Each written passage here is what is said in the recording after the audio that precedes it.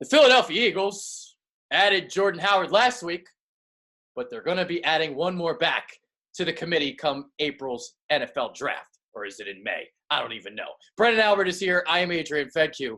I think it's in April.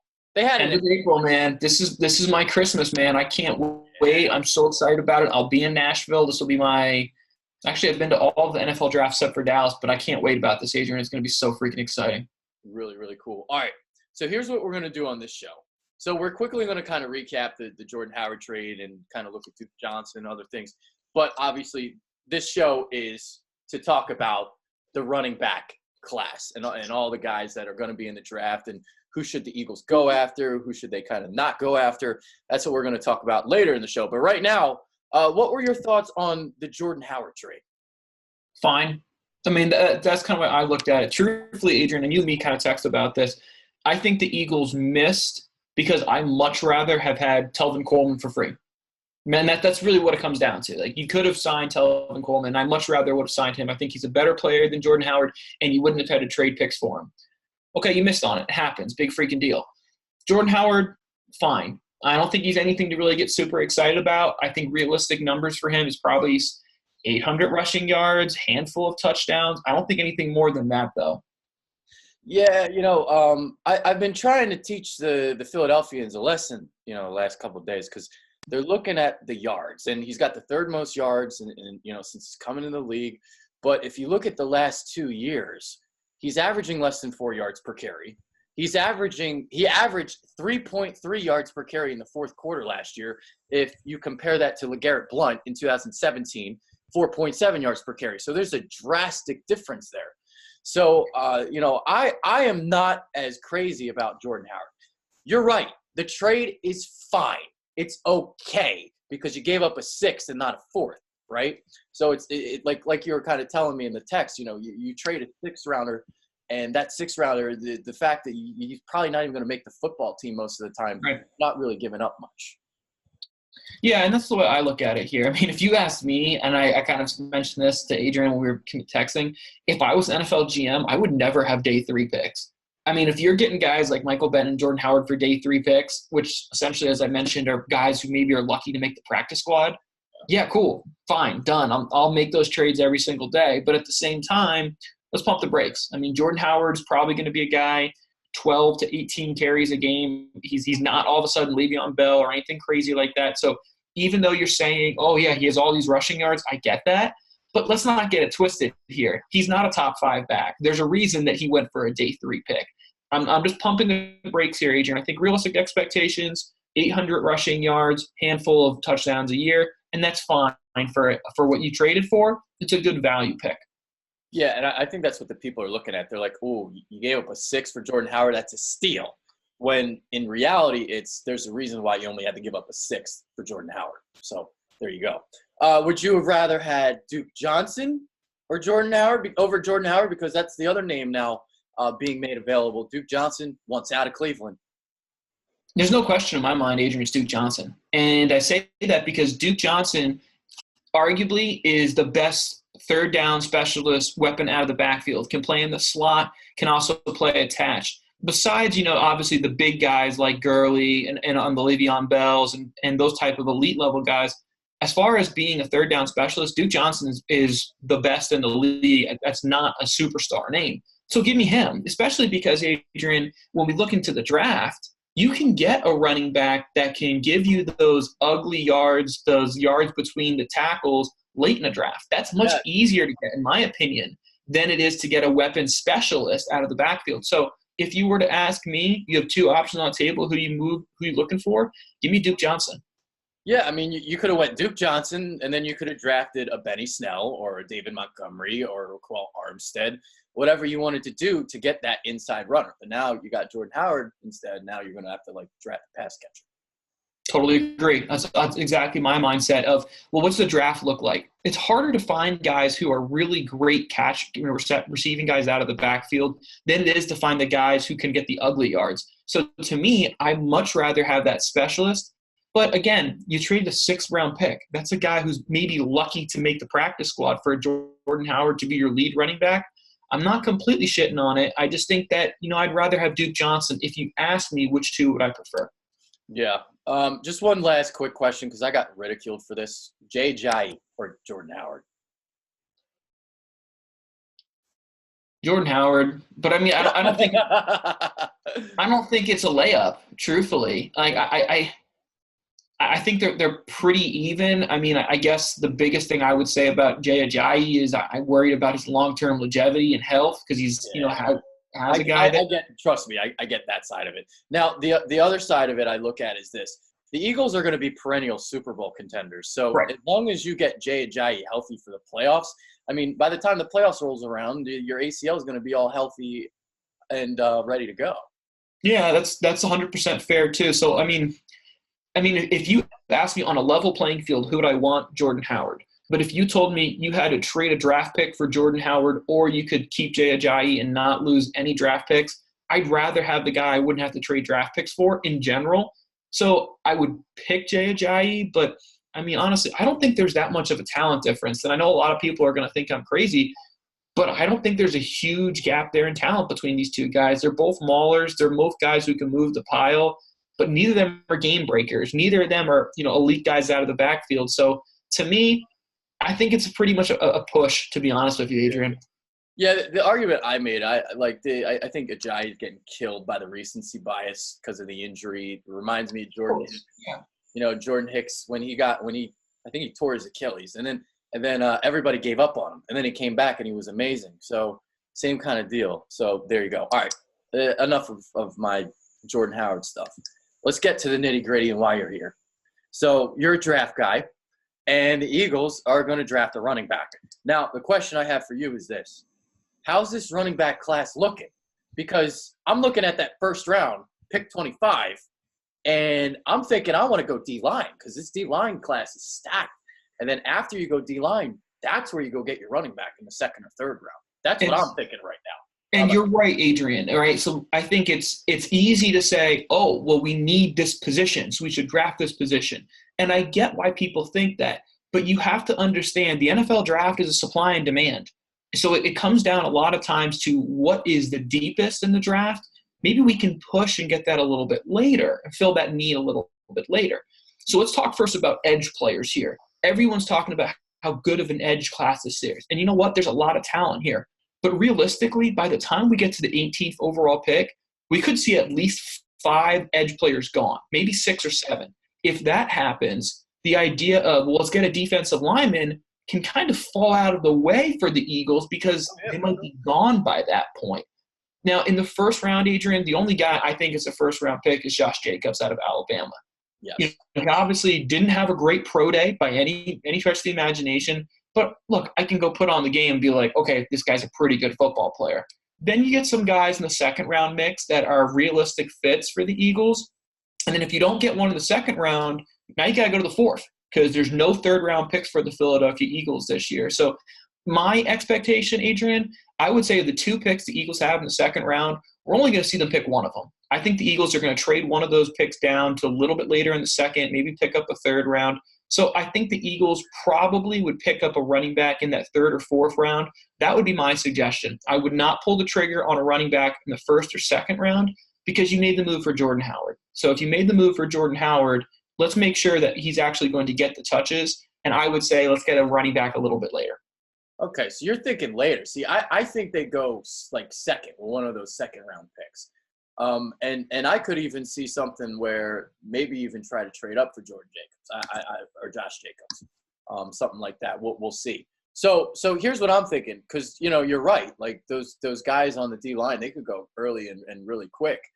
So my thing is like if somebody falls, like a Christian Wilkins or an Ed Oliver or whoever that might be, if that guy falls, you take him at 25. But if nobody falls, then maybe you do go and take Josh Jacobs, because let me tell you something, guys. This Eagles team, it seems like the interest is real. They hired his running back coach from Alabama. They visited with him. There's something to this. And for the first time in Eagles history, they might go running back in the first round. You're right, Adrian, and that's the big thing I wanted to pick up on, exactly like you said. Haven't done it before. Doesn't mean they won't do it. And I think the other thing that people need to remember, and people say, well, they've never done this before.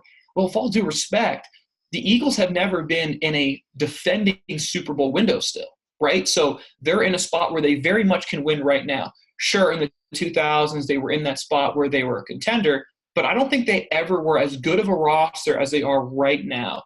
So I think the idea of drafting a running back in the first round does make more sense now for the Philadelphia Eagles than it ever has. But to me, Adrian, I'm still pushing the need for running back down a little bit later in the draft.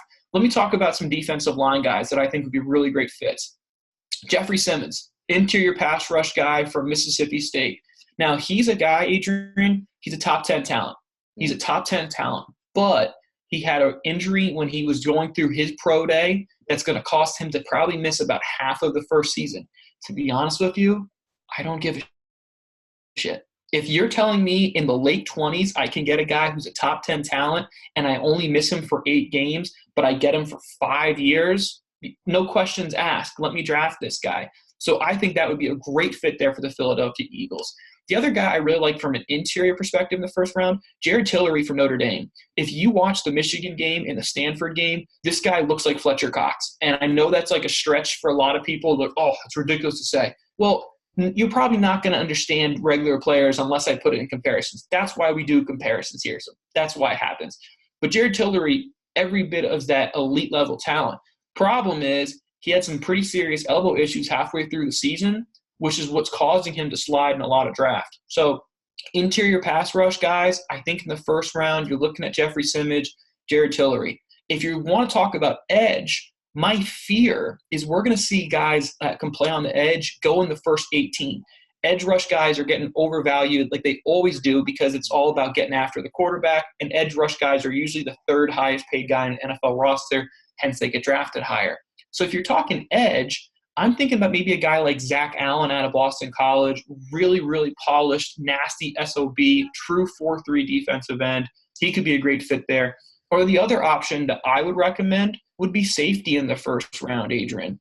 There's not a ton of safeties in this draft after the top 50. So to me, I don't think twice. I'm picking a safety. I know the Eagles signed a safety. I know the Eagles redid McLeod's contracts. But when you look at those two contracts, they're both realistically one-year deals. So to me, and we know of how much Jim Schwartz likes to move Malcolm Jenkins all over the field, why not get a guy who has very similar versatility and Taylor Rapp out of Washington? I think that would be a fantastic pick in the first round, Adrian.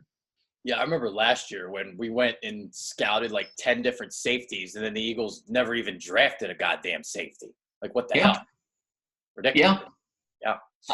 So my next question is this. So you're recommending like 4th round for a running back. Are you saying that because you don't think the class is that good? Are you saying that are you going to be reaching for a guy in the 2nd? Well, I mean, if you go for a guy in the 2nd, you're looking at Miles Sanders, who I think is an absolute dog. I think Miles Sanders is an absolute stud. So if you went Miles Sanders in the 2nd, you're not going to hear me argue because I think Miles Sanders could absolutely be the real deal and could be and we look back in the 3 years, he could be the best running back in this class, realistically. Yeah. Then you have a guy like David Montgomery. I think the Kareem Hunt comparisons are really fair. He's a quicker than fast type of guy. Yeah, Kareem Hunt is like perfect dead-on comparison. Yeah, and you know what? Like in the 2nd round, I don't know. I like him, but I'd much rather wait to the 4th round. I'd much rather get a guy like Justice Hill out of Oklahoma State. He is the guy that I would circle for the Eagles in the 4th round. Or you know what? If you get the 3rd round, let's say you trade one of those 2 backs a little bit and pick up the 3rd, then maybe Devil Singletary, out of Florida Atlantic. That's a realistic fit. I think that would be a better move, in my opinion, Adrian, because I think the other thing we need to talk about in the 2nd round, offensive line. I know people are going to say, well, we have a great offensive line, and you do. But here's the thing I look about the offensive line. You'd rather replace offensive linemen sooner than later. The worst thing you can do is realize in week 6, shit, we don't have a left guard or a left tackle. That's the worst thing an NFL team can do. So I'd rather see the Eagles draft an offensive lineman in the 1st or 2nd round and then say get that running back in the 3rd or the 4th round. Okay. All right. So here are the names. I mean, you kind of brought up a couple of them already. So Miles Sanders, a lot of people actually think he's the best running back in this class. So like he's kind of rising up, it seems like. 1 year at Penn State, where he had that production, stuck behind Saquon Barkley. Would he be higher if he didn't play just 1 year? Possibly. But, I mean, I also could look at a guy like Sony Michel when he was at Georgia. Yeah. Sony Michel had Nick Chubb right in front of him, and he ended up going at the end of the first round. I think that's really realistic for Miles Sanders. I think we could see Miles Sanders, Adrian, go 25 to the 50 range. I'm a big Miles Sanders fan, especially because he can really show the ability to catch the ball out of the backfield. Yeah, that's that makes him special. Yeah, and that's the thing with a lot of these guys. If you go in the first or second round, Josh Jacobs, sure hands. He runs solid routes. Miles Sanders was a very important part of Penn State's passing game. Darrell Henderson, good route runner, soft hands from Memphis. So these guys that you're looking at in the first couple rounds, I mean, at least all of them have that pass-catching ability. Oh, no doubt about it, Adrian. And they all have that ability. But because of that, like I'm looking at that, Adrian, I could rattle off probably 5 to 8 running backs that would be available from rounds 1 through 4 that I would think would be great fits for the Philadelphia Eagles. But I can't do that with offensive linemen. I can't do that with defensive ends and defensive linemen and safeties. I can't do that. So because of that, I would much rather address either the offensive line, a safety, or the defensive line in the first 2 rounds, and then say if you get a 3rd round pick or the 4th round pick, take the running back there, because in the 4th round, you're not going to see an offensive lineman that's going to be able to be plug and play, but you can get a plug and play running back in the 4th round. All right, so here's what I want you to do then. Since you're the draft expert, give me some sleeper running backs that you're thinking of that can catch passes out of the backfield. Who are those best type of, like, say, Darren Sproles type options? Well, Justice Hill is my dude out of Oklahoma State. I kind of teased him earlier. You go put on his combine and you go put on his tape, and dude is electric. I mean, just absolutely electric. Now, the thing that would make me most excited about him, honestly, Adrian, is the fact that he doesn't need to do more than 3rd down responsibilities because you brought in Jordan Howard. So You can keep a guy like that fresh. You can keep him healthy, and you can just say, hey, look, all we want you to do is be the best in the world in 3rd down specialist. That's all we ask you to do. First round, we're not going to ask you to run a lot of inside zone and power stuff. We're just going to ask you to do outside zone and a whole bunch of option routes and type of screens. That's where I think he's going to excel. And I think, Adrian, you can get him in the 4th round. He could be a plug-and-play guy for the Eagles right away. Okay. I know there's another guy that's really high on your list. His name's escaping me at the moment. The kid from Washington State. So this is a guy, the kid from Washington State. He is going to be a deep sleepy, all right? This is going to be a guy who realistically goes in the 7th round, maybe even goes undrafted. But let me tell you why. When you watch Washington State, they throw the ball 70 times a game. So if you want to box score scout him, you're going to say, this guy's got no rushing yards. Yeah, no shit. Because they never run the ball in Washington. Here's the trade-off. He led the team in receptions. Think about that. He led the team in receptions as a running back in a air raid offense. He had 83 receptions, but I forget his name. What's his name? James Williams. His name is Williams. I don't know his first name. Yep, James Williams. There you go. But he's a guy, Adrian, that I think James Williams is a guy we'll see in that 6th through undrafted range. But again, what he does is what the Eagles need as that Darren Sproles-like guy. Adrian, I don't want to say his name, but you and me both crapped all over the pick out of the guy from San Diego State that the Eagles drafted. And said, he could be Darren Sproles. He never caught the ball in the backfield. James Williams does. And again, he goes late because he doesn't have that rushing production that would make you say, this guy could be a running back in the NFL. Realistically, you don't want this guy to be a running back in the NFL. You want him to be a gadget receiver as lining up as a running back in the NFL. I think he's a deep sleeper that could be a good fit for the Eagles very, very late. Well, those are the guys you take in like the 5th, 6th round too. Those gadget type players, and you kind of use them for, I don't know, say 10 snaps a game. And you line them up as a receiver and see what you can do with them. 100% right. 100% right. Yeah. So and Donnell Pumphrey. Yeah. So let's just talk just some like general questions here.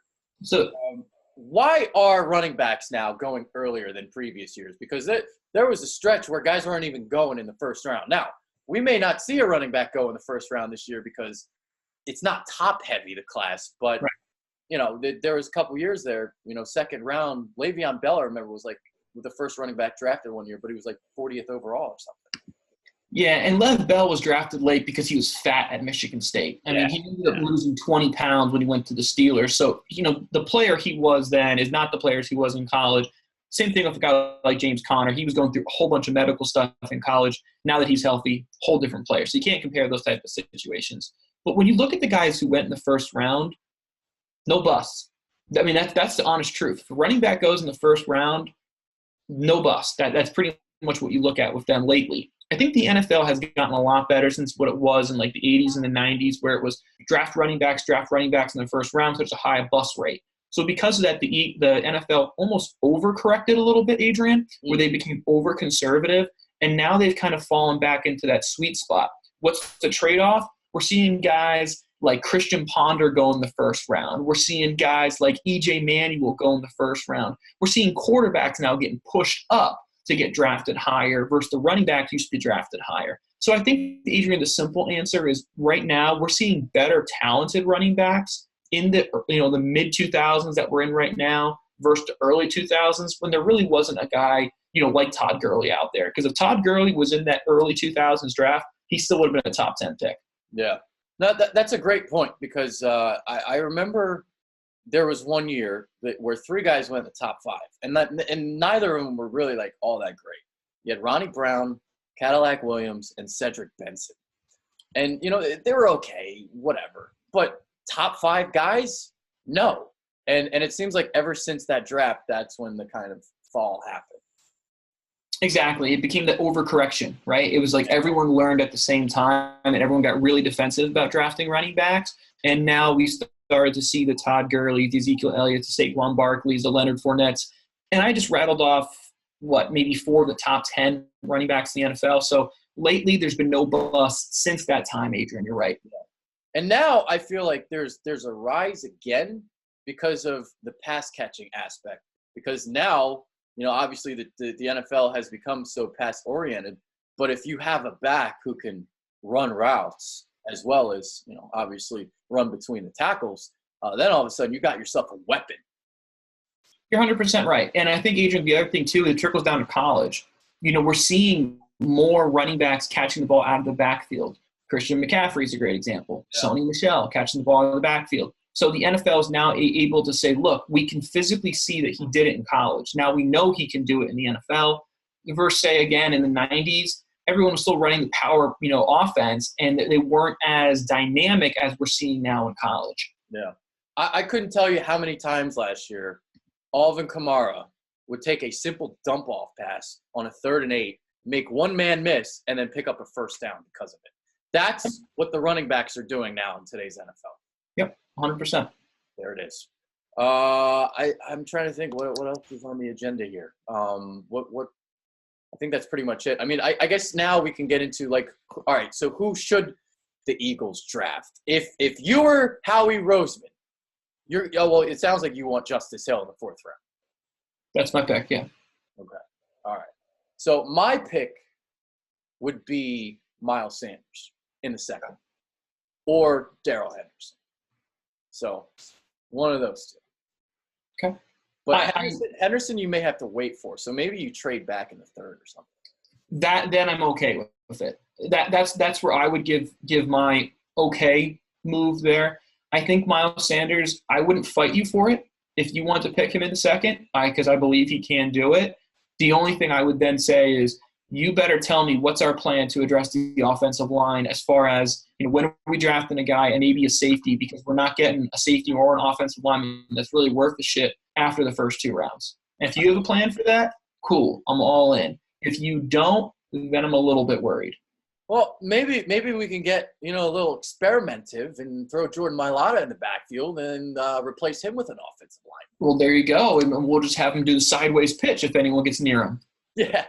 Yeah. So there, my pick would be Miles Sanders in the 2nd. But I'll tell you what, if Josh Jacobs falls in the 2nd, then I may go and trade up for him. It's fair too. I mean, this is why I love the draft. You don't seem excited about going running back in the second. You're just like, you're cringing. Everybody really wants the running back in the second, but you. I get it. I mean, look, I understand all of it, but the way I look at it is I'd much rather, have the offensive line. People always crap on Dak. They're like, oh, well, Dak's good because he's got a good offensive line and a good running back. So who wouldn't want a good offensive line and a good running back around their quarterback? Like, isn't that a common sense statement, right? Yeah. So if you have that opportunity to do that, to get another guard opposite of Brooks, to get some, youth opposite, behind Jason Peters, I mean, I don't have a problem with that. It's not a sexy pick. I get that. But that's also what helps Carson stay in the pocket and stop him getting hurt. So I think that's a win, but I also understand why people are like, oh, we want the running back. It's not 7-on-7 football, folks. This is the NFL. You got to get guys in the trenches. Well, before people shit on you, because I can just see people doing that, here's the thing you got to remember. Jason Peters is older. And the other thing that you're looking into are the depth. You're looking at every position. You know the NFL draft inside and out. You know every position, which have the most depth, which don't. And you're looking at that O-line. You're like, all right, the guys to get are early, and then they're not there later. So there's logic behind your reasoning. You're not just like throwing shit against the wall, and that's what people need to understand. I'm a big believer in you can get skills guys and develop them far easier in day two than you can offensive linemen. That's just my personal belief. And you know what? There's tons of different trains of thoughts and everything, but I'm a big believer in you build your team from the inside out. So you have to value the offensive line. And yes, the Eagles have a good offensive line. I understand that. But again, Jason Peters isn't getting younger. There's kind of a little bit of rotation, guard situation there. If you have the opportunity to get one of those guys because they could slide down this year because we see so many quarterbacks and defensive edge guys go early, I'm not overthinking it. I'm getting those guys there because the value in this year's draft of linemen in day 2 and day 3, it's like coming off a fucking cliff, to be completely honest with you. Running backs, it's a smaller decline. It's a decline, but it's not like off a cliff like it is with the offensive line. Well, they do have 2 second-round picks, so maybe they go lineman and running back. So maybe I think that's possible. Maybe you go safety, running back, lineman, or maybe you go defensive line. I think those are all possible. The other thing, Adrian, I think we might be sleeping on this a little bit. What about wide receiver in the first round? This is a thing that we kind of want to brush to the side, but let's not forget here, the Eagles brought in Golden Tate for a reason. They brought in Golden Tate because they weren't happy with Nelson Aguilar, what was going on. They didn't bring him in because they thought Nelson Aguilar was solid number 2. They brought Golden Tate in because they thought he could be the number 2. It didn't work out. Yeah. Right? So what if an A.J. Brown from Ole Miss is sitting there in the first round? What if you get an Andy Isabella sitting there in maybe a third-round pick because you traded out? What if you get one of those guys on the board? I don't think that's crazy either to see the Eagles get someone to play opposite of Alshon. Yeah, I mean, listen, Deshaun Jackson's 32 years old, even though he just signed that contract. And Aguilar is here for one more year, and that's it as the slot guy. So for $9.4 million. Yeah, so, I mean, like, do you really think you're going to bring him back? No. Do you really think Deshaun Jackson's playing more than 2 years? No, I don't. I think maybe he's got 2 years left, not 3. So why not get a young receiver? Because as great as Alshon is, he's not getting any younger. It's not a stretch to me, Adrian, to see the Eagles go for a wide receiver in the first rounds. If not, let me throw a sleeper your way. Preston Williams from Colorado State.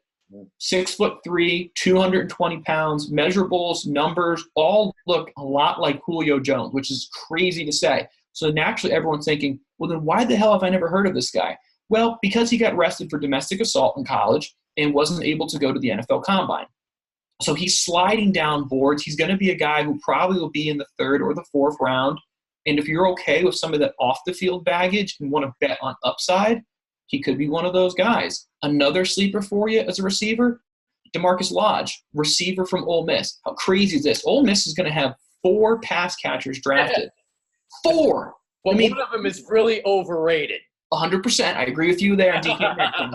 But they're going to have 4. So naturally, if you're the 4th guy your numbers aren't going to be eye-popping because the first two guys are going to be first-round picks, and your tight end's probably going to be a second-round pick.